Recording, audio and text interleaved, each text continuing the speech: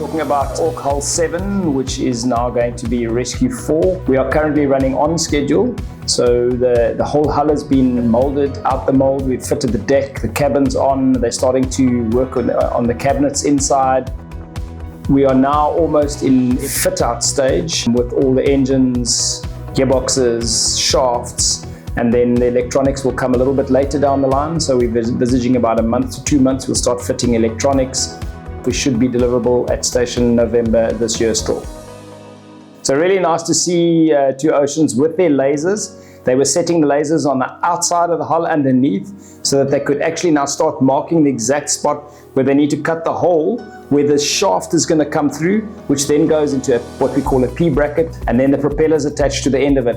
And that's all got to be 100% lined up for everything to work. So that's why they use the green laser lights, is to ensure that once they're getting everything, at the end product, it's going to all be in line.